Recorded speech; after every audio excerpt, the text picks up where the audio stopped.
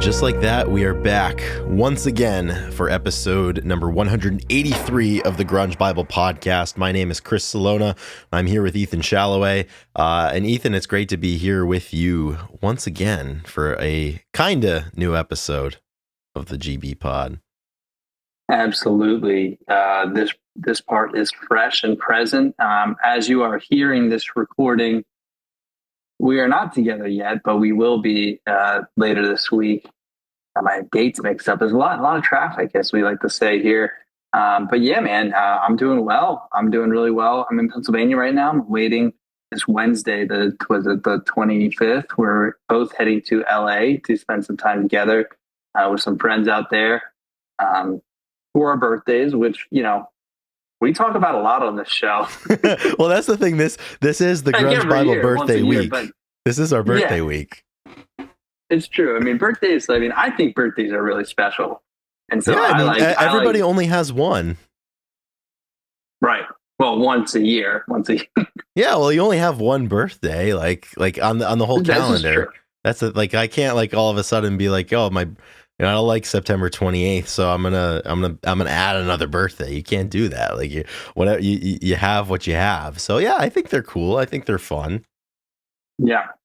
But we're not going to be talking too much about a birthday. That's for next week's episode. We will have our day in court. Yeah. That's next week's episode where we talk about ourselves. Today is not that day. But yeah. How are you doing, Chris? Because we are, our general outline. That's our first thing that we get to. So how are you? Absolutely. The script review. I'm doing well. I'm pretty tired. I just had once again, always things are pretty crazy right now. Things are really busy. I just had a pretty fun week. Spent the last week and a half with my girlfriend. That was fun. We saw fucking Pearl Jam, which I think we're gonna get to on next week's episode. So that was super fun. I have a couple days of normalcy here in the interim, just tying up different loose ends before we both fly out and meet up in California for a little bit, as you said. But all in all, pretty good. My brother was home for about a week too, which was really fun. Love that guy. Always good to get some brothering time in there as well. So morale is pretty high, even though rest might be low. But that's just the way that it works out sometime. But I'm pretty good, man. I'm pretty good. If rest isn't low right now, it will be in the near future. Yeah, exactly. Yeah. I can guarantee that. Mm-hmm. So did your brother meet your girlfriend for the first time? Yes. Yeah, we had the meeting of minds, and she met the you brother. Guys are meeting everybody. Yeah, dude. That's the thing. Isn't all of life just I haven't met her yet. I know you haven't, man. What the fuck? there are two meet and greet. Yeah, man. There's there's three close friends of mine that my girlfriend has not met yet, and you are on that list. You're on the list, baby girl. So we're gonna have to see to it that changes up here a little bit, but yeah, man, that's really all life is about, I suppose. Just you end up just meeting people, who to meet, who to reconnect with, who to introduce to other people. The whole, everything, you're just spending time meeting and being met. It's kind of wild. Oh yeah. I say it a lot. Nothing I love more in life than meshing friend groups and making people meet other people and vouching for people. This guy's really solid. And then hopefully that it works out. There's nothing better. That's always a power move when you can structure that in such a way that when you vouch for somebody, everybody knows hey, this guy wouldn't vouch for them if they weren't solid. It's such a power move to be oh yeah, you'll like him. And that's all that needs to be said, Yeah. You hold those people in high regard whenever they have a opinion of somebody that they share. Yeah, I have, I love my friends, and this is maybe something that we talk about on the birthday time, but I had Tate, our brother Tate, picked me up in the airport on Wednesday because my mom was working and my brothers and my dad were doing a golf outing. And so Tate drove to Newark. I had to fly into Newark because the flights weren't good into Philly or Allentown. That sucks. So, yeah, we don't like New Jersey. Yeah, so he drove an hour and 20 minutes to pick me up. an hour and like 10 minutes to take me to like where my mom works in Lehigh Valley, and she drove the rest of the way, and then like 45 minutes back. So he spent like 3 hours in the car just to pick me up Yeah, and that's drop an me off. afternoon. Like that's an investment. Yeah, I mean, it was like I arrived at like 6:30, but he left at probably like 5 and probably didn't get back to like 8:39. And Yeah.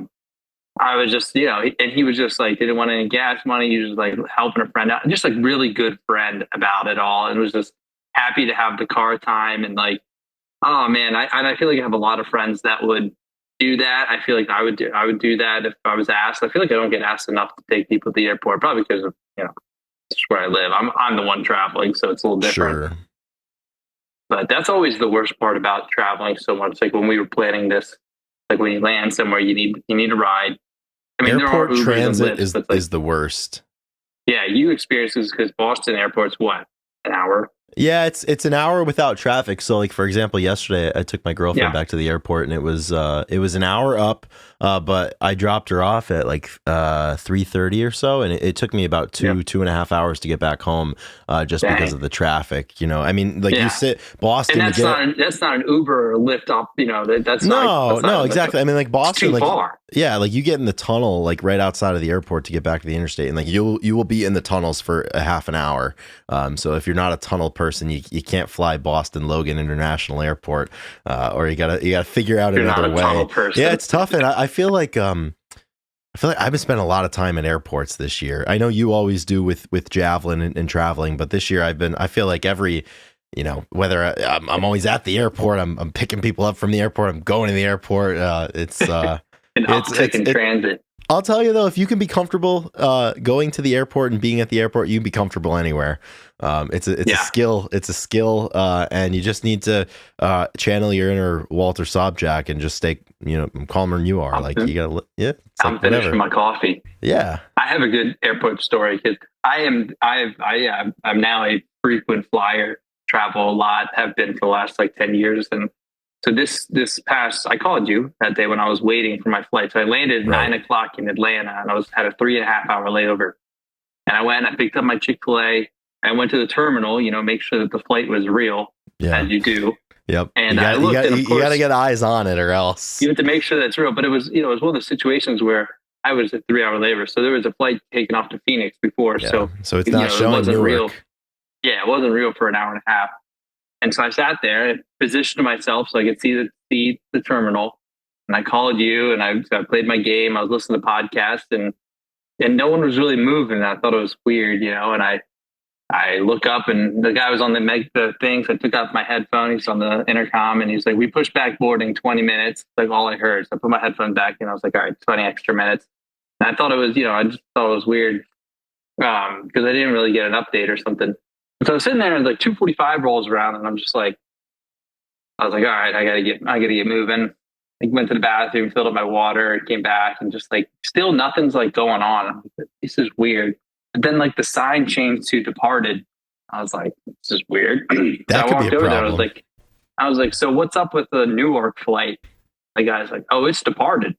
I was like, what are you talking about? He's like, it left. And I was like, no shot. I was like, I've been here the entire time. I was like, what do you mean? He's like, that just took off. And I was like, so somehow I sat there and I was finishing my coffee, Did you and you missed the previous flight? I missed my flight from. I sat in the terminal for 3 hours that I was supposed So to leave out of, but and you missed somehow you didn't see the flight that was originally leaving your gate leave, and you didn't see your flight leave. oh no, I saw the Phoenix flight, like I saw leave, Oh, okay. So you're like, check. and That's good. On to phase it two. did switch to Newark, and Okay. it was on the board, Wait. and So you were sitting there and you just full on missed your flight to Newark. full on missed it. Yes, I was in my own little world. Like Oh, I'm telling you, because usually like you're sitting there and like people stand up and there's a line and there's a group yeah. of people, like it's a mass movement, and there was Right. none of that. Like I'm So like nothing tips you off in your field of vision, is what you're saying. like I said, I've done this a ton, and Yeah. I've seen, I know how it operates, and I wasn't worried, and I played it cool, and like luckily there was so I went over to the lady, and I was like, apparently I missed my flight and I need a new one, and there was one that went off like in an hour or so. I really didn't. I just walked to my next place and boarded pretty quickly. So thank God. And it was So better for my pickup because I was able to wait. did it cost you? Were you with the same carrier? Yeah, it was same Delta and no, it didn't cost. Dude, They'll roll my you mom said over that for free? all the time. I've never if I miss a flight, even if it's my fault, I've never had to pay for No kidding. that. Yeah, I don't know if I mean, like I said, it's all I know because my mom was like, "How much was that?" And I was like, "Nothing." They just switched it.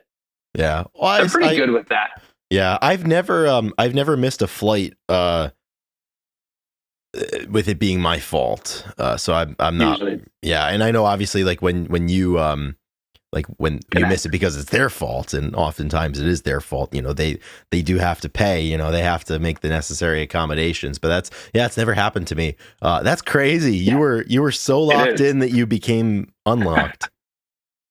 I was so locked in that, like I said, usually there's like a movement of people. That's why I was wondering if I was sitting in like the group next to us, but like I still feel like I should have.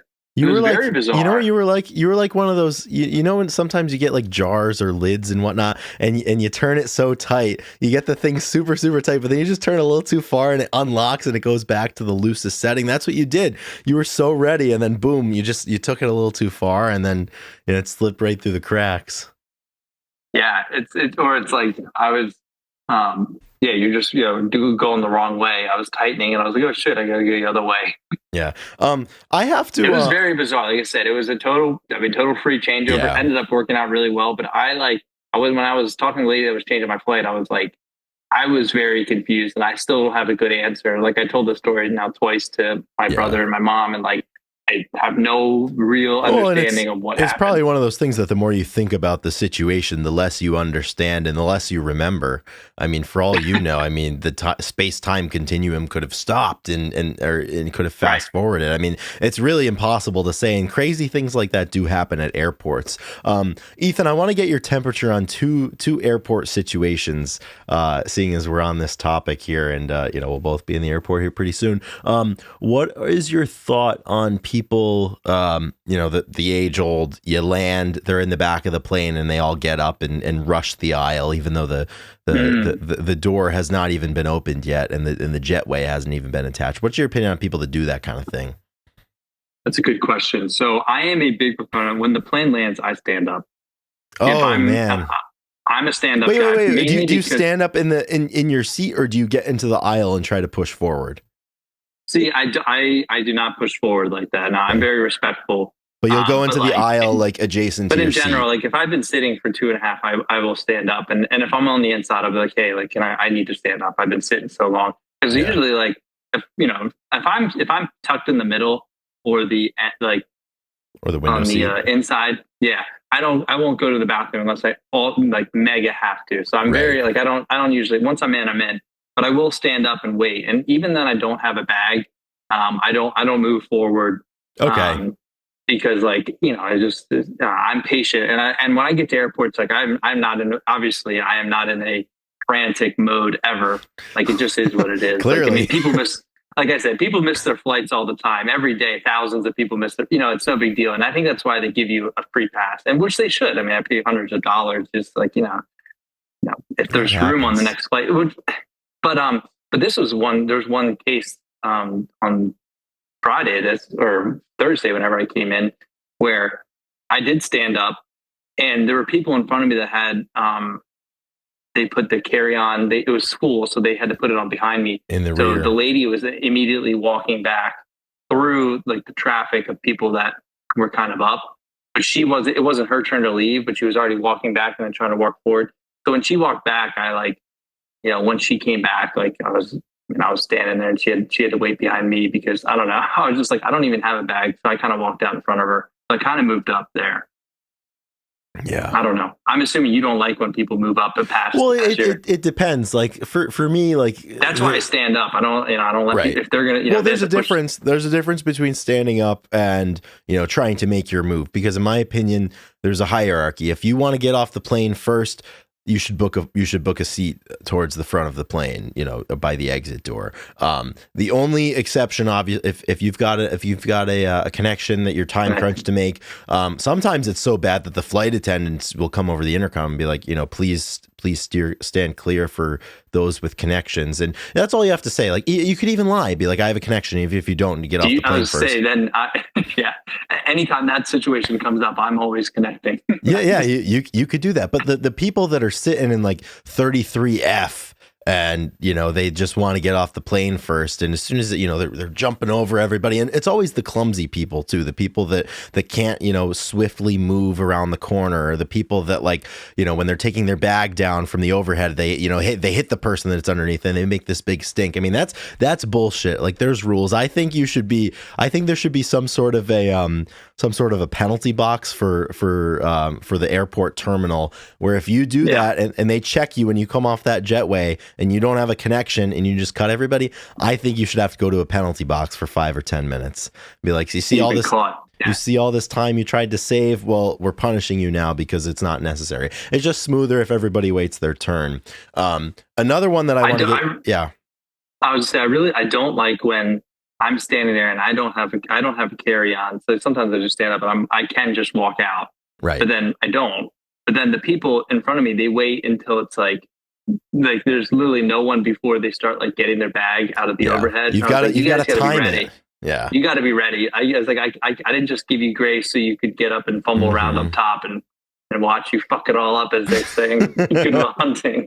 Yeah, exactly. This is easy for me. That's the thing. And it's just, I don't know, flying, I'm generally I think I'm relatively calm and not an angry person, especially towards people I don't know, because you don't know their story, anything like that. You don't know their story. You don't know what happened to them. For some reason, when I go to an airport, I become so angry with everybody else around me, and just automatically, as soon as I walk through those terminal doors, I just assume that everybody around me, it's their first time flying and they don't know what the fuck is going on. And it's always, flyers are the worst. And it's always aggravating, just between people taking their shoes off, or people who break the unwritten You don't rules. like when people take the shoes off? No, hell no. Not if they don't have socks on.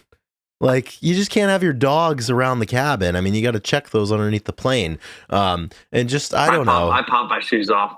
That's no good. I'm that guy. That's vile. I'm on a long flight.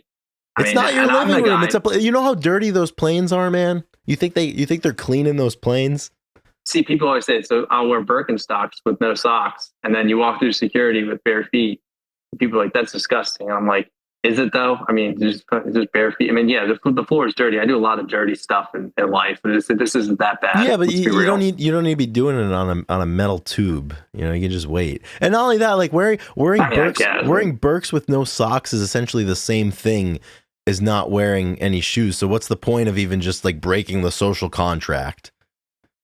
Are you saying you should never be able to wear sandals with no socks? No. I'm saying wear your sandals, but you don't have to take your feet out and have your feet all over the place on the plane. I mean, it sounds like they're basically already out as is. No, but they're not. There's a barrier there. It's the bottom of the shoe.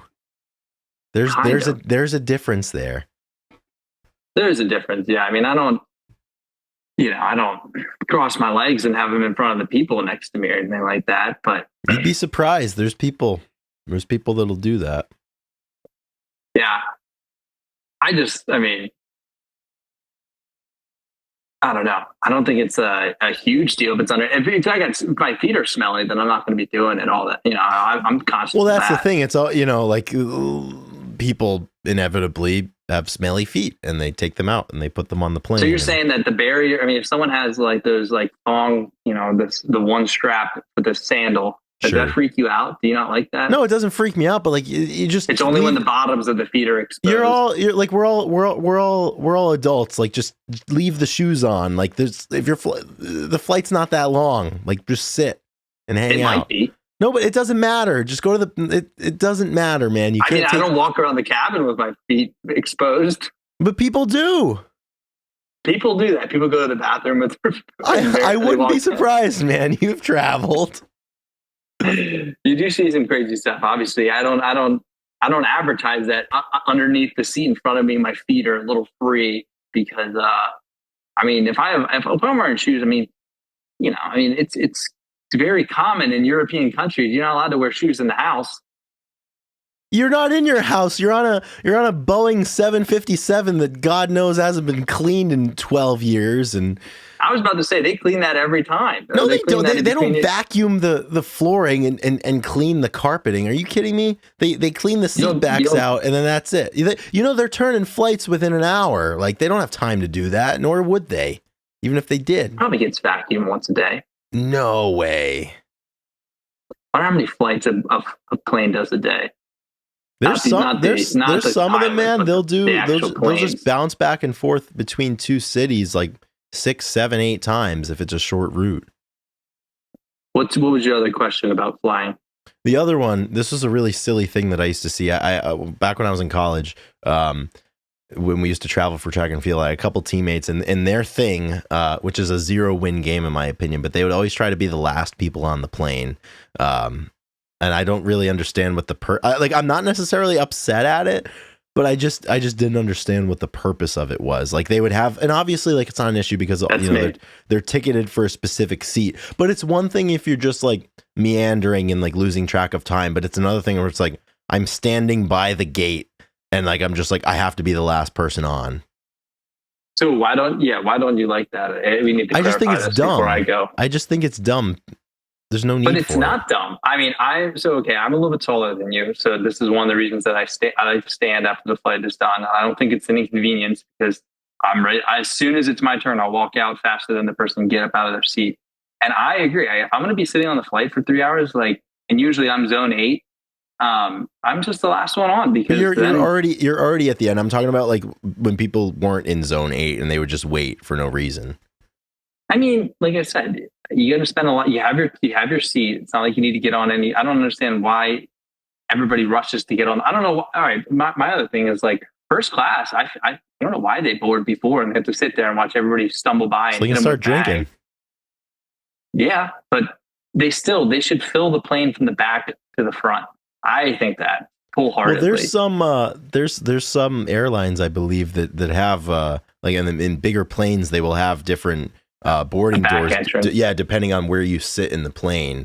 And that makes sense. Like I just think that if you have one entrance and you should board from the back of the plane to the front.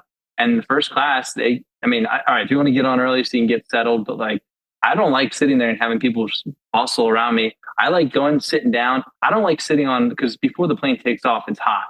It's always hot, or it's the best chance of being hot. Once the plane starts moving, because it takes gas, I've had to sit in between and they had to turn off the plane and they can't have AC on. So like when you get on the plane, you're sitting there and the plane's boarding, it gets hot. And that's like the most uncomfortable position I can be in is sitting on a plane, not moving, the air not flowing, and people were just walking by me with their back. Because, you always get hit by people when they're walking by, trying to put stuff over your head and whatnot. So I like being the last one on the plane because I just don't want to be, I don't want to put myself, I'd rather, you can avoid all the people and stuff. And you know what it comes down to for me? I have a ticket. I have a seat. You know what it comes down to for me? When you're flying and when you're traveling, there is a hierarchy and an order to it, some of which is up to the individual traveler and some of it is not. And I think everything just works a whole lot better if everybody just follows what the hierarchy is and what the social contract is that we should all have agreed to before we went to the airport, where it's if you're zone 5, you just go. If you're zone 8, you just go. If you're in the back of the plane, you have to wait. There's just certain conditions, I think, that it's just not a big deal. I don't think it's a big deal for them to wait either. No, but when you get so many people waiting, it delays things. I mean, I guess. I mean, it doesn't. I mean, I've never seen people like stand off. Like you go, no, you go. I want to be the last. I've never seen that. I've never seen it actually delay. Dude, my teammates used to do that because all we do is they take the next people, the next zone, and you just go wait in the the airwalk or whatever it's called, the actual terminal. The jetway? Just waiting in line there. The jetway, yeah, you just wait in line there. Oh man, it's just everything would be so much easier if people just went in the order they were supposed to. I don't know how that would make it any easier.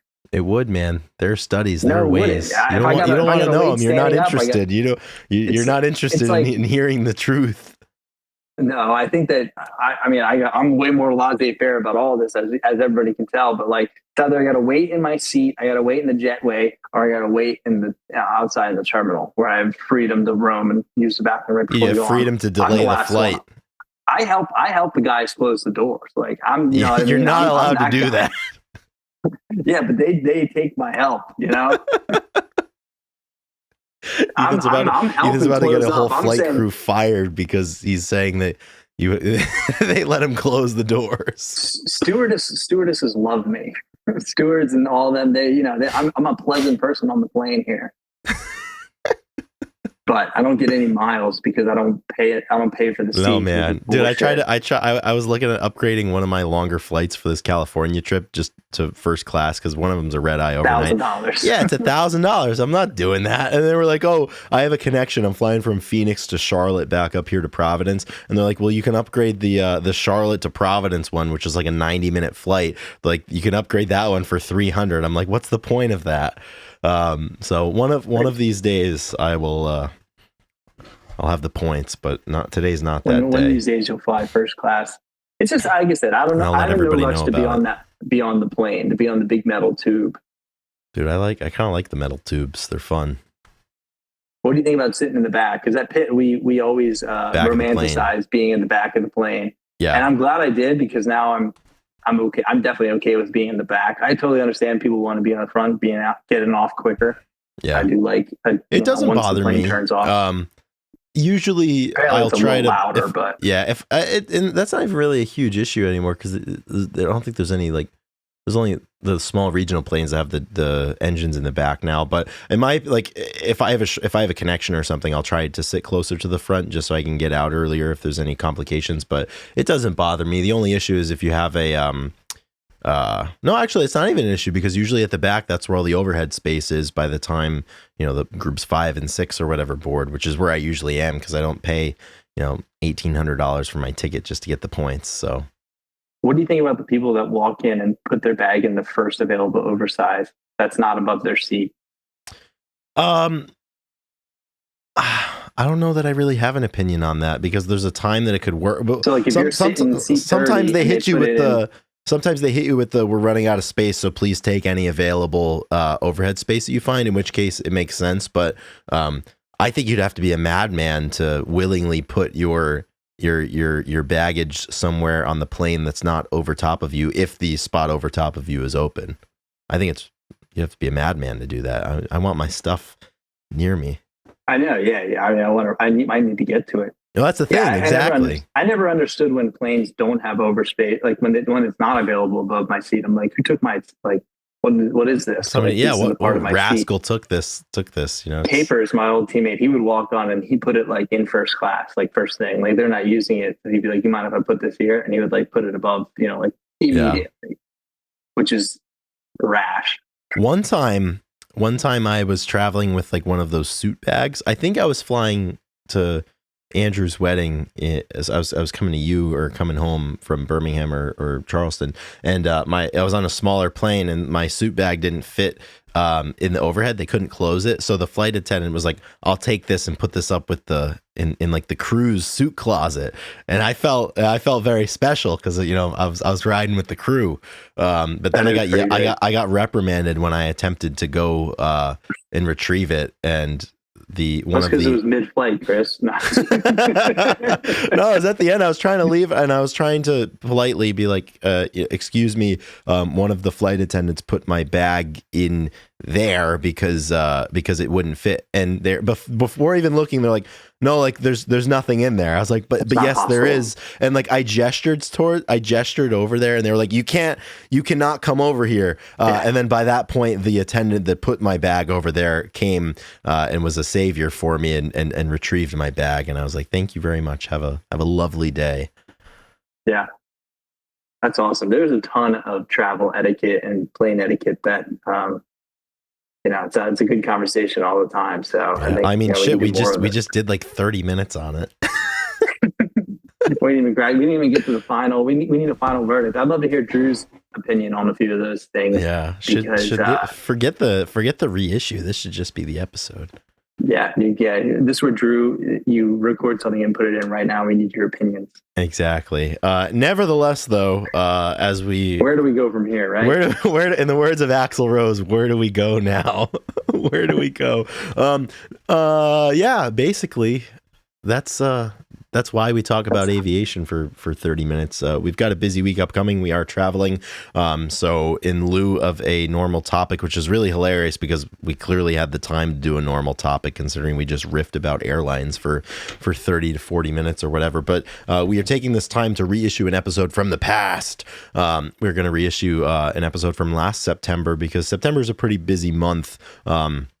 In terms of album anniversaries. So I know, at least in relation to the genre, we've got Nevermind, Core from STP, Dirt by Chains, and then Blood Sugar Sex Magic from the Chili Peppers, all being released within a week of one another. Two in 1991 and then two in 1992. But we're going to reissue that episode that we put out last year, just kind of riffing on those albums. So that's going to follow this. But before we do that, I do want to thank the Patreon supporters. We do have a new Patreon supporter, which is very, very special. We can ring the bell once again. We're just hammering these new additions here lately, Ethan.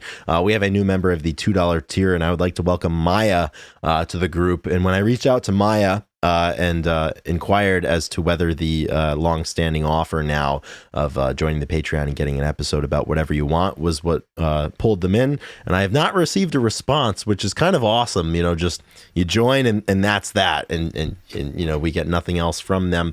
But Maya, if you're out there, that offer still stands because you were a new Patreon supporter. We will do an episode about anything that you would like us to. So just feel free to send us a message any way that you'd like. And we can get that organized. And that offer is for anybody else out there thinking of joining the Patreon out of guilt, out of genuine enjoyment.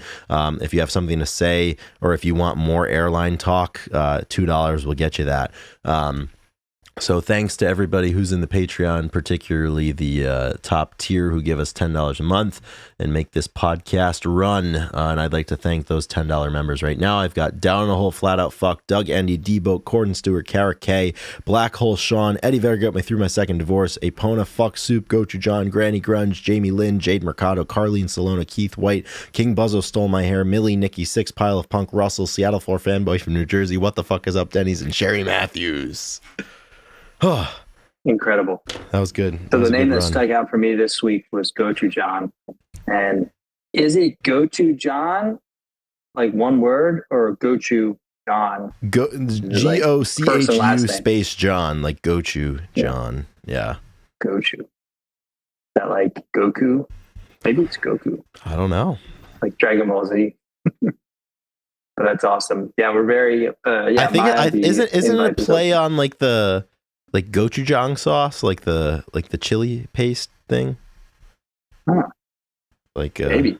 Yeah, I think that's what we have going on there. Could be.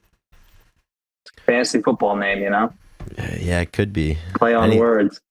Yeah, we love those. Last thing before we head into the reissue, Ethan, we've got This Day in Music History. Yeah. For September 23rd. This day in music last year, because that was what the episode was based around. So this is like a double shot that we're adding a few extra days in.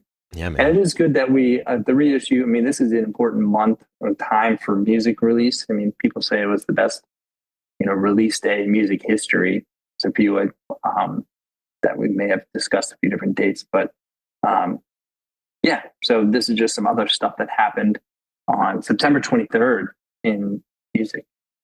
So I guess we'll start from the beginning, where we always start, and that is in 1930. The great Ray Charles is born. Happy birthday, Ray Charles. This is great. Happy birthday to the late, great Ray Charles. I think he passed away in, I don't know, like 05 or something, but really funny story about this. One of my friends, like a few years ago, was at home, and his dad was sitting at the kitchen table, just scrolling on his phone, and he turns to my friend and he said, "You know what we have to do?" So what's that, Dad? We really have to go see Ray Charles in concert. My friend was like, "Dad, Ray Charles has been dead for like 20 years," and the dad would not believe him. He didn't believe him that Ray Charles was dead. But unfortunately, the man is long since passed.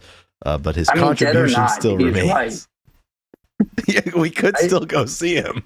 Dead or alive, he's right. We need to see Ray Charles in concert. Like, it's just going to take a lot longer. We're going to have to die as well before we can see him in concert. Yeah. But like, he's right. Everyone should see Ray Charles in concert. If I get to heaven, first thing I'm doing, it's not reuniting with any of my deceased family members or ancestors. It's not learning about any mysteries that I've had on Earth. I'm going to go see Ray Charles headline a show. That's awesome. I hope that you'll join me. What's one question I always think about? Like, there's sometimes some things will happen in life, and I'm like, this is something I only know when I can ask God a question. Yeah. And like one thing, like random stuff, like I just want to ask, like, how much water did I drink in my lifetime? You know what I mean? That's a really good question. I like that. Or like I used to always say when I would drink a lot of water, the year of water back in like 2018, where I drink a ton of water. I was like, at some point, I should be the most hydrated man. I might have the perfect balance of hydration. Like, can I claim to be the most hydrated person ever or in the world? Can you even like quantify that? I want to know. If there's somebody who could, it's the big man. Yeah, how many cheeseburgers have I eaten? Yeah. Or like, what would if I would have been a pro baseball player? What would my batting average have been? Do you know my question that I would ask God? What? At what point and for just how much money could we have sold Grunge Bible for? Exactly. Was there somebody out there that? Yeah, exactly. Only God knows. Oh, only God knows why. Let's move forward to 1949. This is a momentous day, and if I had more time, I would have done an entire episode about this. But this is Bruce Springsteen's birthday. Born September 23rd, 1949 in Freehold, New Jersey, turning 75 years old today. I fucking love Bruce Springsteen. He would definitely be at my dinner table with the proverbial, if you could have dinner with, X number of people from history or just in the world, I would love to. He is one of my heroes, and I'm happy that he's here. I'm happy that I was able to see him selfishly 4 times actually, and I hope to see him again, and I hope he's doing great, and that 75 is a hell of a year for him. Bruce Springsteen concert. It's not selfish. I've seen him a couple times. Well, I meant like in terms of his birthday, like selfishly taking the time to talk about the one connection that I have to him. It's always funny, true. Like you people on social media and like things happen. It's like everything is just translated where it's like, oh, hey, look at this historical event. Here's how it relates to me. Yeah. Like we follow a lot of people, influencers in the music world, when there'll be like a death anniversary or something. And like, they just like content farm about like, oh, hey, here's this person who died. Like, this is how it relates to me. And like, this is like, let's make this about me. Nothing gets you more fired up than that. Yeah. I hate that shit. I really don't like it. I totally agree. I was going to point out, Ray Charles was born and his bullet point was lowercase, but Bruce got all capitals. Happy birthday, Bruce Springsteen. Ray Charles didn't get the same. He didn't get the all caps. Treatment. Yeah, well, the reason for that is I typed out the Springsteen one, and I believe I copy and pasted everything else. See, more preferential treatment. Yep. Here's how I can make this podcast episode about me and my tastes. Awesome.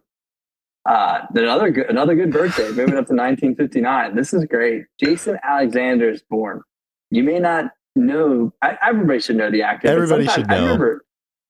Yeah, we got George from Serenity Now. Yeah, and this is great, man. I just saw a blurb. I love seeing his off-camera interviews from the show. It is really special to watch. He was incredible. One of the best sitcoms of all time, and they were talking about the deal that they made of how much they should get paid per episode and how it changed, how people got paid in TV and like all the rights and stuff. And it was, ahead of its time. They got paid millions for the episodes that they were whatever. And it kind of ruined like how they had to pay everybody else moving forward. Yeah. I just saw that. Yeah, Jason Alexander is a man of his time and one of the best, and he was Yeah. integral to the, in my opinion, the best sitcom of all time. So happy birthday, Jason Alexander! I love that we can shout that out here. Turning What? 65.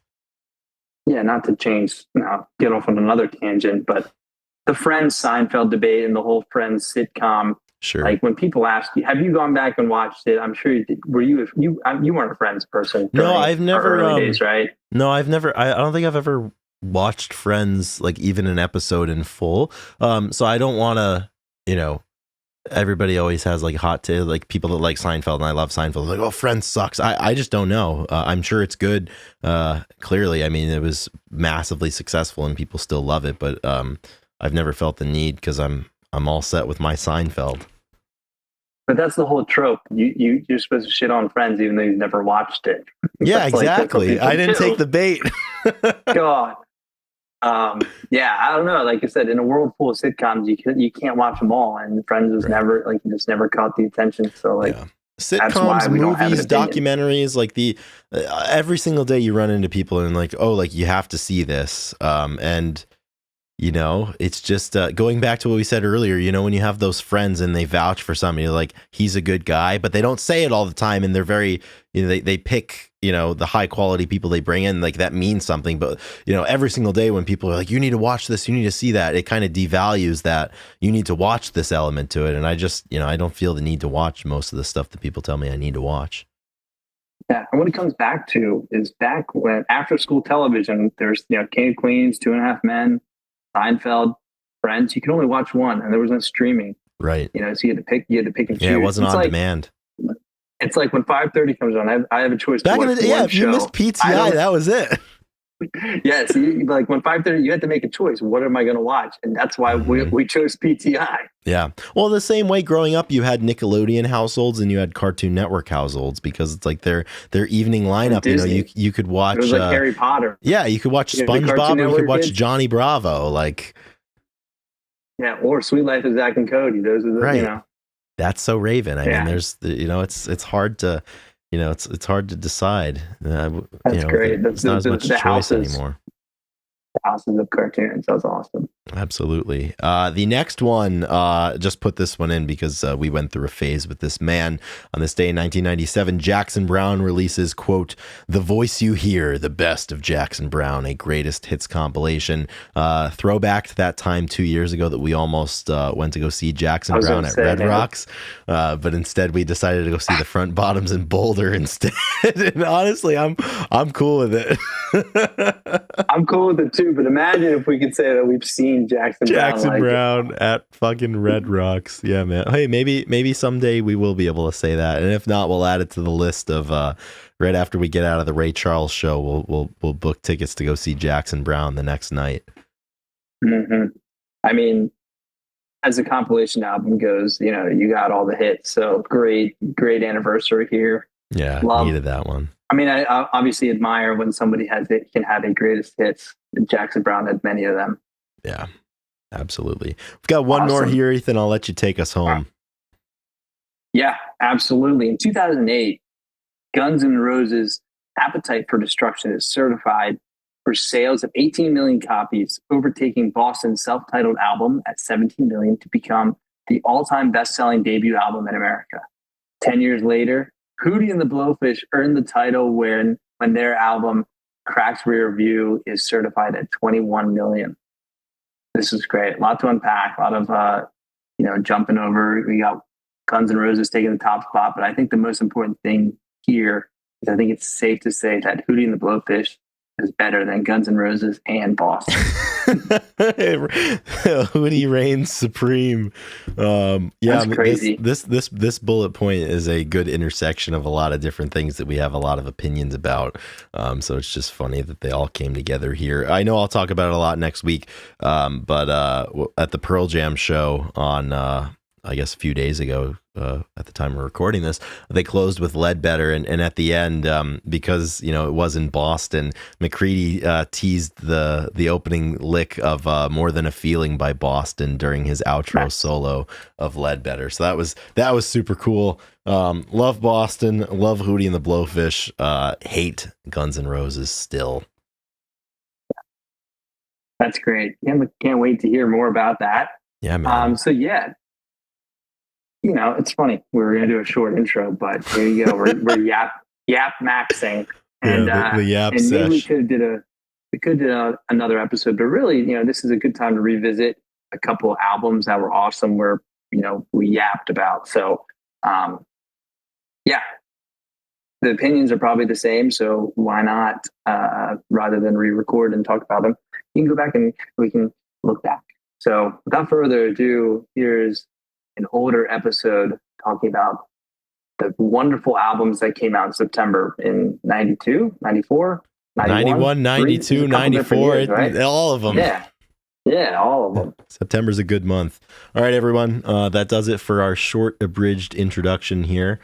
We will see you next week for episode 184 with an entirely original release. So looking forward to talking to you then. In the meantime, you should join the Patreon so we can discuss whatever it is you want us to discuss. But we'll see you next week, everybody. Yep, we'll keep you guys updated. Peace. See ya.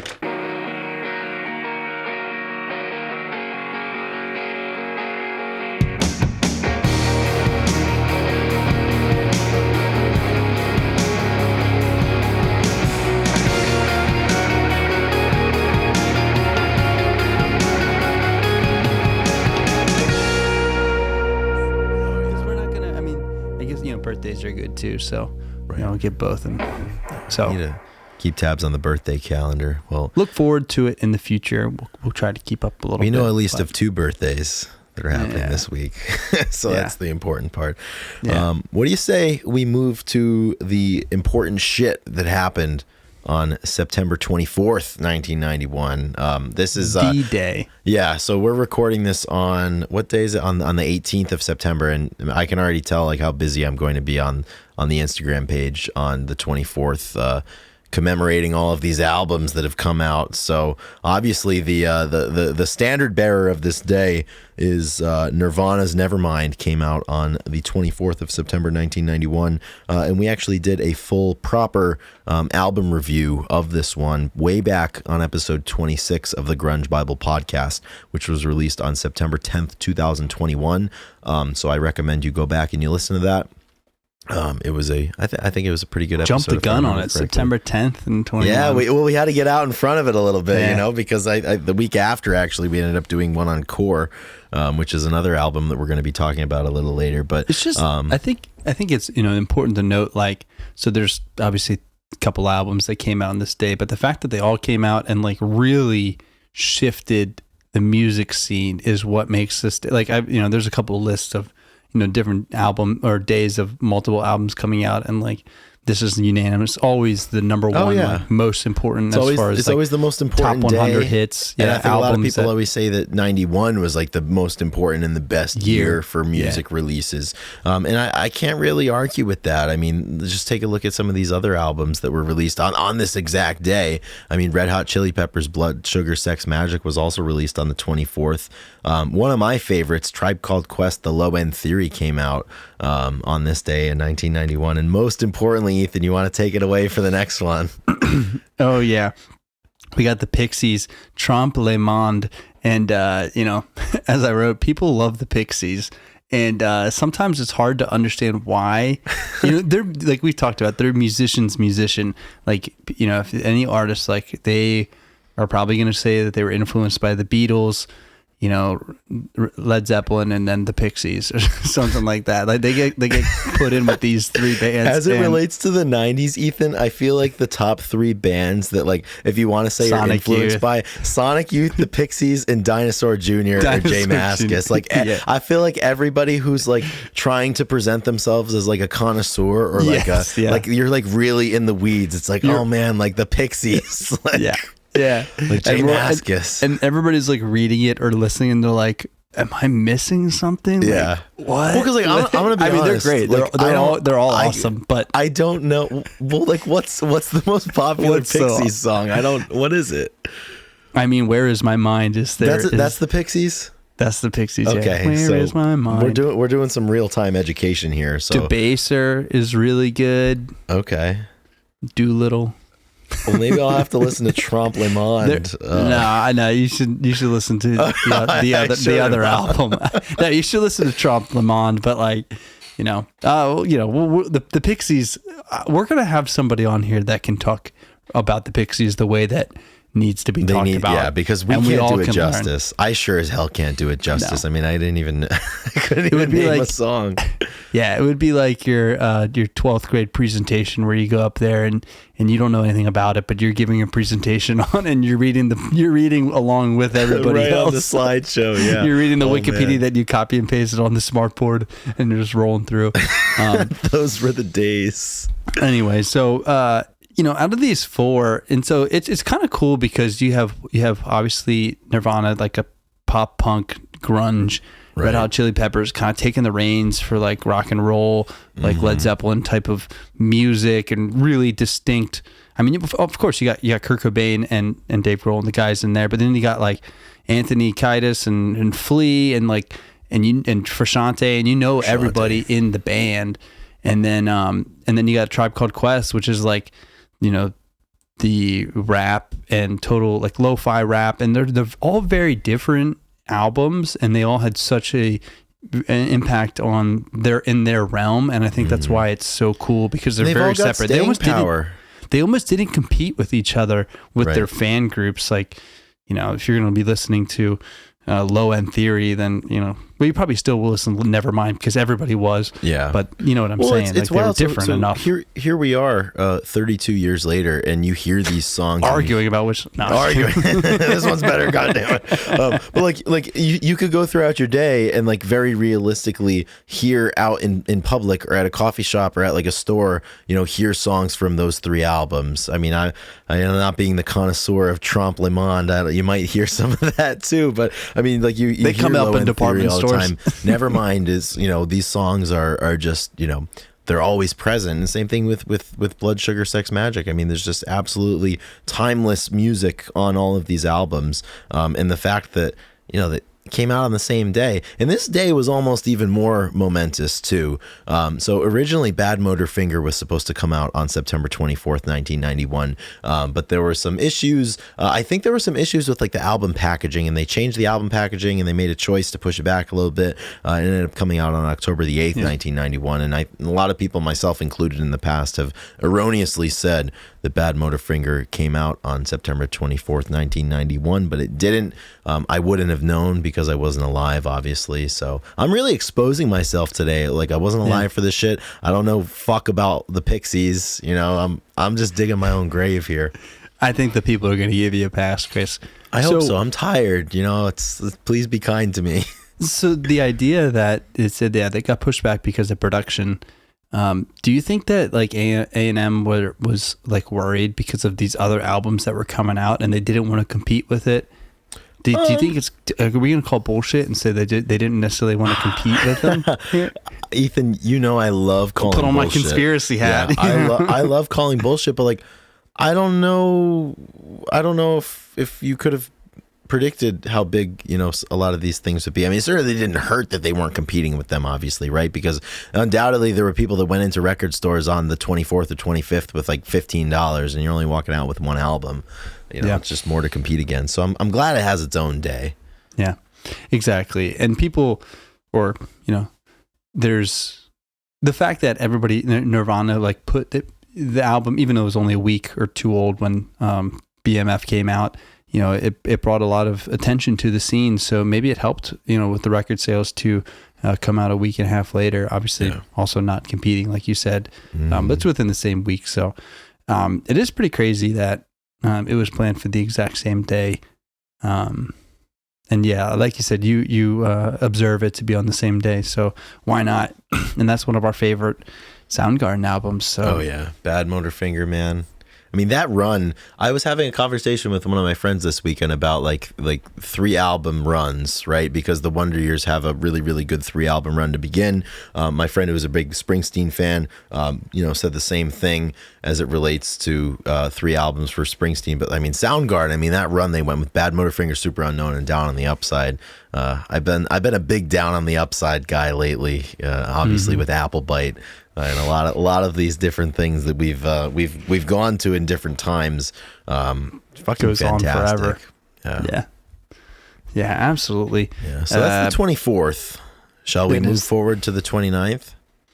Yeah. Yeah, all right. I think that's good. We don't need to get into. You guys know the songs on the album. You know that they're awesome, and there's so many that we could talk about. So just go ahead and listen to them. We're gonna jump over to the 29th, and we're gonna move forward in time a year. So we're jumping up to 1992, and on September 29th, 1992, we saw 2 of the more enduring records of the era, the grunge rock adjacent era, released. Stone Temple Pilots' Core came out on this day, on the 29th, and also Dirt by Alice in Chains came out. So 1992, the 29th of September, was a pretty momentous day. And as I mentioned a little bit earlier, we did do a proper album review episode on Core. That is episode number 27, and that one came out on September 17th, 2021. So I recommend you go back and listen to that one. That one I know for sure we were really excited about it, and I think we felt like we did a good job, and we kind of made some discoveries, I remember, about Core and different kind of undertones, and we gained a new appreciation in real time for that album,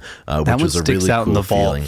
It does. That one sticks out in the vault for some reason. It's kind of cool. 130 of these, and like a lot of them, like fuck, like I don't remember doing that or whatnot. But I'll always remember. That's one of the earlier ones. I'll always remember the Core episode because we were sitting there. We got halfway through the album. We're like, holy shit! Like this is a album rocks. This is a really good album. Yes, dude, it's so funny. We kind of like. Yeah, we didn't stumble upon, but we did some research, and all of a sudden the dots connected like in front of us, and we both were like, "Oh yeah, this is great." That's so funny. Yeah, so definitely listen to that one. And we also have a Bad Motorfinger album review as well. We do. Right? Yeah, we have a Bad Motorfinger one. I don't remember when we came out with it, but exactly, it's definitely out there.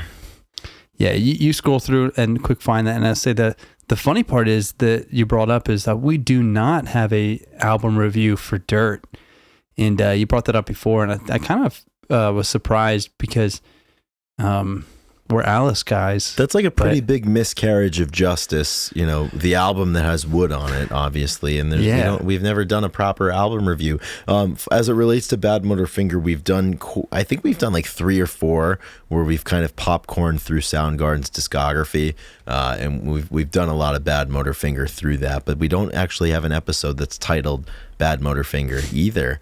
Really? So it looks like we got a couple of easy ones to tee up and hit out of the park pretty soon, Ethan. It feels like we've talked about Bad Motorfinger a lot. Yeah, I think that might be the album that we've spoken about the most. Probably that or 10, I would assume. 10. I was going to say Bad Motorfinger and 10 are always brought up. Well, I mean, coming forward, year 3 of the podcast is coming up. I think we become I think we should just shift and become really, really big Trompe Le Monde guys. Just talk about that a lot. I'm so down. You don't want to do Low End Theory? Are you sure you don't want to do A Tribe Called Quest? You got to go Trompe Le Monde, dude. It's the best. The Pixies. I'm totally in. Yeah. Definitely not Grand Illusions or whatever the GNR albums. Use Your Illusions. Use Your Illusions. The Grand Illusions. We could talk about Use Your Illusions 1 and 2, but I don't know. The big disappointment of 91. I don't know if we're going to choose to do that, but we did a Guns N' Roses episode once too, so that's something that exists out in the world. You know what other since we're talking about episodes that stick out, you know what episode sticks out in my head always? What's that? Is the Tragically Hip episode. Oh yeah, I think it was it was called Why You Should Listen to the Tragically Hip or something. Yeah, and it was right around when we did the Guns N' Roses one, and I love that because it was the same thing. It was like, man, Gord Downey is totally a legend, and everybody should know his name. And Fuck, I just realized yesterday was, relative to when we're recording this, yesterday was September 17th. I always post Fiddler's Green on September 17th because the beginning lyric is September 17th for a girl I know, it's Mother's Day.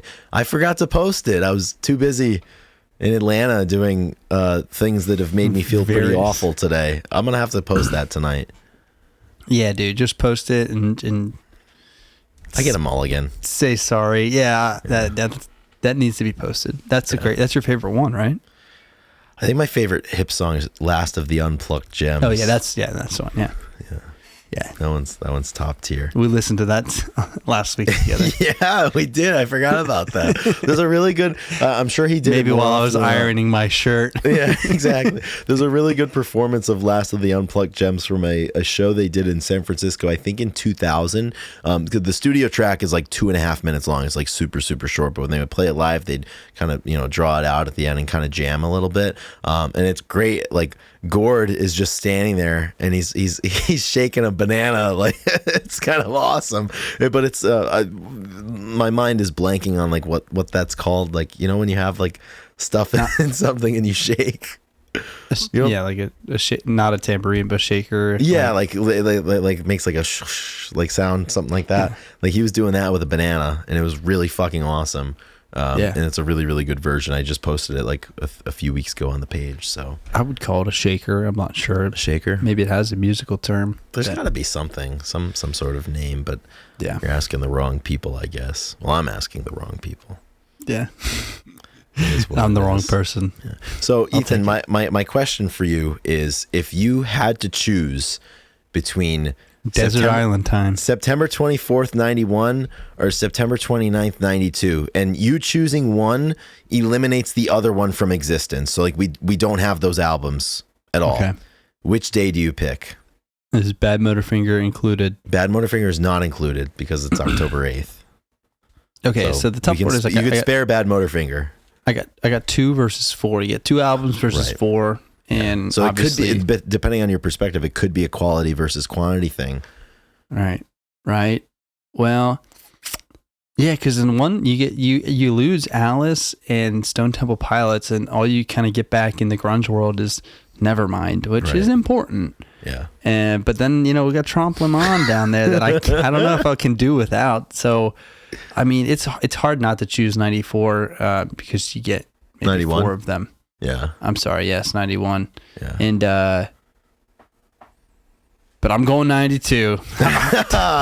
delete 91 out of it. You had me in the first half there. I mean, how could you possibly erase Wood from the world and lose Into the Flood again? We would be nothing, Chris. I wouldn't know what to do. We would have apexed at like 150K. That would have been it. Yeah. But so we got to keep over 91. 500,000. 92. Yeah, I'm taking 92. I don't really have to think much about it. I'm honestly I've said this many times on the show. Like, I'm not a tremendously big Nirvana fan. I feel like that should be on the Grunge Bible bingo chart. Like, Chris goes into this tangent about how he doesn't love Nirvana, but he respects them. I'm kind of bummed share a birthday. We don't like Nirvana. Yeah, I'm kind of bummed about losing Low End Theory a little bit. I know. But I mean, I have to go with Core. I have to go with Dirt. It's a pretty, I confidently make that choice, and I make it very quickly. I'm a 929-92 kind of guy. So where does Blood Sugar Sex Magic rank in these albums? In these 6? Are you talking about if I had to rank all of these albums we're talking about, or like I guess like for my own life? If you could do it, I would say if you could do it objectively. Like, yeah, where does it rank compared to as it relates to the albums that came out on that same day in 91? Obviously, I think Nirvana's got to have the top spot if we're talking from an objective perspective here. Would this be number 2? I think it's probably a toss up. I could go either way between this or Low End Theory. I think it depends on who you talk to, and I think it depends on like what your tastes are. Like, if you're a big hip hop fan, I mean, Low End Theory is going to be hands down number 2 or maybe number 1. And I think too, as it relates to the Chili Peppers, this wasn't like their magnum opus, for example. I mean, they released several more albums, and a few of which were 1,000 really more incredible. albums. Yeah, they have many more albums. Many more dozens albums. of albums, almost as many albums as we have podcast episodes. It's only forever that the Red Hot Chili Peppers are making music. So I think that kind of impacts it a little bit. But I think I'm gonna go Low End Theory 2. Blood Nice. Sugar Sex Magic, like 2A, like it's close. Right, it's very right. close. And then checking in at number 7, Trompe Le Monde. Sadly, yeah. Well, it's a musician. No, you know what? It's no, for the people. No, I need to pay attention to what Dylan said. I can't criticize what I don't understand. So I'm gonna reserve my judgment for a later time once I've baptized myself in the sweet waters of Trompe Le Monde. Oh yeah, I can't wait. Yeah, that's good. Anything else about these few dates in 91, 92 that you have on your that you want to get off your chest, Chris? No, man, I've got one more date that I want to get off my chest. Oh yeah, we got one more. September 23rd, 2022. The newest and most recent Wonder Years album came out. The Hum Goes On Forever, which is my favorite that Wonder is. Years album. I fucking love that album. I'm brainstorming. I'm plotting a tattoo idea around some of the themes on that album. Wow. Trying to figure it out. Get my ducks in a row here a little bit. So this will be. So you have a Pearl Jam tattoo. I have a Pearl Jam Lanigan tattoo. Lanigan tattoo. And now this would be the third music-related tattoo, Right. correct? Yes, it would be the third music-related tattoo, and it would be my sixth tattoo. So I'd be at 50% for music. So Wow. right now I'm 2 out of 5 are music. So That's pretty sick. I think it should be my next tattoo. See, the problem, Ethan, is like I got the front bottoms. That's it. Yeah, that's a good one. I like that. You got that in the perfect spot too. I want to get a half sleeve. Like I want to fill out like this part of my arm, but like I don't know what to put on it. But like I don't know if I want to put like my Wonder Years tattoo like here on my arm. Yeah. You know, that's prime real estate. So Yeah, the thing with half sleeve, I've thought about it too, but I like getting one at a time. But really, if you want to do half sleeve, you got to do it all. you got at once. to do it all so it's cohesive and just so it's done. Get your ideas lined up and just execute a really good tattoo. Well, I'm at the point too where like I just want to go because I go to the same artist every time. Like I kind of just want to go to them and be like, hey, like I want to fill this space. Like, is there anything that you've been excited to do but like haven't had the chance to do yet? And like tell me what it is. If I think it's cool, like I'll get it. I'm starting to get to that point because like I mean I'm 27. I'm an old man now, or I'm about to be an old man. So Jesus Christ, you're 27. Jesus Christ. Yeah, man, that was really cathartic. The last Wonder Years show that I saw while I was 26 to hear passing through a screen door. I was thinking that too, man. It was really, cool. really special. And I was able to see them four times while I was 26. So I got 4 times to scream that, you know. Rank your Wonder Years shows. Okay, so the first one, my favorite one was Portland, Maine in 2023, earlier this spring, for sure. That's number awesome. 1 without a doubt. Number 2 was, I think number 2 is 2022. I saw them in Worcester, Massachusetts in October. That was a really good show. I was kind of drunk for that one, and it was really fun because that was the second Wonder Years show that I had seen, and I had done my homework and I had listened to them enough that like I could actually sing along, unlike the first one where I just kind of went because my friend was going and told me that I should go. So that's number 2. Number 3, I think, is the first time I saw them just because it was the beginning. Number 4, the one that I saw in Atlanta this weekend, that was really, really special. I got to share it with one of my friends who's a big Wonder Years fan that I hadn't, gone to a Wonder Years show with before. Number 4 was New Haven, Connecticut, in spring 2023, and then number 5 is the Philly show that we went to. But we discussed that on episode 130. Yeah. So you did them all. I didn't expect you to rank them all, or I thought you went just. I ranked them all. Year. Damn it! But I've got 2. I've got 2 more next month. I see them twice more, so the rankings could change. Yeah, Philly's last. Philly's last. I knew that was coming. Philadelphians, man. Awesome, but you have been the concert man. Dude, I have been. Yeah, and you I've have been more Dr. coming. Fish. So since last week, I mean, we recorded and we had just finished seeing a show. Yep. And then you saw 1,000 Mods on Thursday, and then the Wonder Years, and then this week you've seen Brian Jonestown Massacre. Yep. And and then the front bottom's the week And the after, front like next bottom's week. the week after. Yeah, I'm burning the That's a candle stretch, dude. at all three ends. 1,000 Mods was one of the best shows that I've ever seen. It was Wow. also undoubtedly the loudest show that I have ever seen. It You was at said that about the Melvins. Are you sure? No, yeah, I'm positive. This blew the Louder than the Melvins out of the Melvins. water. I was closer for 1,000 Mods, I hope but they Buzz definitely isn't listening. You think Buzz Osborne is listening to the Grunge Bible podcast?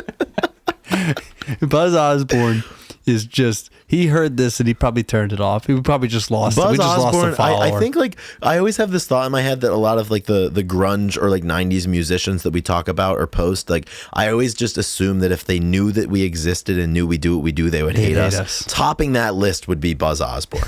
Like Yeah. I think the hands down, like the two people that I think would hate us the most or would have hated us the most, Buzz Osborne and Mark Lanigan. Like I think Mark would have fucking hated this. Yeah, Mark would have hated it. Yeah, Mark would not have been happy. Mark would not. Which just as I got it, you show me your tattoo. he would Mark, have hated like, that too. he I would have hated think that. so. You know, it's one of those Do you think things.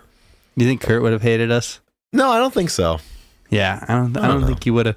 I think it would be easy to say that he would, but Right. I actually don't. I think he'd be like, let the kids That was fucking exactly do it. my thought. He's like, like you guys Let are the actually kids all do right. it. You're kind of cool. it's like, Yeah, who gives Mark a shit, you know? Mark would not. Yeah, Mark would have fought And me. Buzz would be like, what is Yeah. this? Like from a personal standpoint, I'm glad I never had to have that situation where like if by hell freezes over and Mark Lanigan found out about what we were doing, because he definitely wouldn't have been happy and it would have made me feel really awful and embarrassed by I mean, it's like, I think we talked about this, like if Dave Grohl or Eddie Vedder was like, guys, you need to stop. Yeah. Like, what would we do? Right. I don't Like, I think stop I running think the now page. I don't think we can stop now. Never the machine forever. The machine It's goes too late. on. Like, But it's strange because like all of like the musicians like that we like that are still here that have families, like all of their kids follow the page. yeah. So I mean, I'm sure they've seen the post before. Does Jerry Cantrell have kids? I don't think Jerry Cantrell has kids that I know of. So Dang. I don't know. I would say, I wonder if they follow us. The spawn of Jerry. But back to 1,000 Concerts. Mods, man. That show was unbelievable. I had been anticipating it for a really, really, really long time. I was kind of introduced to 1,000 Mods under a very specific set of circumstances that surrounded a bunch of fireworks, the inherent danger of those fireworks, and different substances that can kind of put you in an enlightened state. And I was hooked on them from that moment a few years ago, and I went with The fireworks. Oh yeah, and I went with exactly. That's what enlightened me. And I went with my friends that introduced me to the band and their music, and we're right up front. They played so loud. They were so awesome. The two bands that opened, Wizard and Valley of the Sun, were fantastic too. And afterwards, I met and chatted with the like their manager who follows Grunge Bible, so we got to chat a little bit. This was really cool, but that was sick. The Wonder Years show, incredible, as they always are. Like the Wonder Years have become that like my band. Like I see them all the time. Like I kind of know the terrain, and it's pretty great. And on Tuesday, on the 19th, which is tomorrow as we're recording this, I get to see the Brian Jonestown Massacre. And I'm really excited for that. I'm gonna be pretty That's going to be a tired. jam, dude. That's going to be fun. I'm excited. I think it's gonna be a really, really, You know what really you have to solid do one. for that one. Yeah. Oh yeah. Absolutely. Never the machine forever, man. Exactly, dude. An entity less. What is it? An entity less than a man. Yeah, a less battle defined between entity. a man and a less defined entity. And yes, it's a true story. I think you need to see the Hat Man for that show. Yeah, I'm trying to meet the Hat Man. I was thinking about it last night. Like I went to bed at like 1:30 in the morning, and I had to be up at 4. I was like, maybe I can get the Hat Man out. Like try to see if he's in Atlanta or not. The Shadow People. Exactly. It's crazy that you were in So, Atlanta this morning. yeah, Not that it's crazy, but So many roads, crazy. man. There's a there's an old traditional song that Richie Havens does a really, really great version of, but I was kind of going about my business today back home. Like I was pretty exhausted, kind of like down because I'm really exhausted and I have so many things to do. And the song is called Nobody Knows the Trouble That I've Seen. Oh, yeah. I feel like that right now. Like nobody knows, but everybody knows now because I just spent the better part of the last 45 minutes bitching and complaining about it. So my apologies. I'll be in a better mood next week. Well, I mean, some people, they say they have a platform to, fight political injustice or this and that. Ours is to bitch and moan and complain sometimes. Yeah. Because I don't complain much. I feel, I like to think that I don't complain much to like my family or like my close friends about stuff, but I complain a lot on this podcast. Yeah. Sometimes. I mean, like, yeah, it's a part of it. It is what it is, exactly. So I think that's all I have for this episode. Happy early birthday to you, Ethan. Yeah, shoot, we'll be another year older when this is said and done. Yeah. So if you're listening and you made it to this point and you're not a Patreon supporter, our birthday's coming up, and it's just one of those things. Like, it's time to step up, become a part of the allegiance that makes this thing run. And just when you get it, we're going to send you a message when you sign up, and you say happy birthday, and then we'll say thank you, and we'll give whatever, and then you can cancel it a week after. Yes. Do it for 1 month and then cancel. If you forget, get rid of it. If you forget, then we got you. But if not, just be there for 1 week, for 1 month, and as a birthday present. And that would be really cool if we could get 1 or 2 people for our birthday sign up for the Patreon. Absolutely. That's what I'm asking for you guys. And at that point, no one could ever tell you that you weren't there, that you weren't. Like supported. I said, dude, I don't mean. I think it's pretty easy to pause and cancel your membership. So just join for a month. I've done it before. Absolutely. Yeah. Maybe you'll forget, and they'll give us 3 months. Right. Fine. Fine. Hopefully we'll make it up to you. Yeah, but dude, just get in there, get out. That's fine with me. We've had people join, cancel, join, upgrade, we've had a lot of cancel. People do that, and it's great. And there's no shame in that. That's actually awesome. I'd rather you be there. They say it's better to have loved and lost than to not loved at all. Absolutely, Ethan Shalloway. Truer words had never been spoken. So, yeah, I love that. We're looking to love. I'm gonna cry now. Fuck. I know. Goddamn. All right, Chris. Well, if that's everything that everything you got for all this stuff, everything that I've got. We should do songs of the week and then get out of here. Say we have songs. Yep. Early to bed. Yeah. Early to all rise. All right, Chris. Too. Do you have a song of the week that you're ready to? I would love to pick one off of Low End Theory, Tribe Called Quest. I'm going to pick Check the Rhyme from that album. I just think they were doing such cool stuff back then, and they did their whole careers together. Tribe Called Quest. So I think that's a really, really quality selection from that album. So that's going to be my song of the week. What about you? That's awesome. And that fits perfectly. My song is going to be off of Trompe Le Monde. Yes. And it is going to be their first song, Trompe Le Monde, title track. Oh, yeah. The title track. And I just want to shout out, I was listening to it on YouTube earlier, and one of the comments says, I played this in an acoustic set and it low-key worked out. So I want you to I'm really happy for them.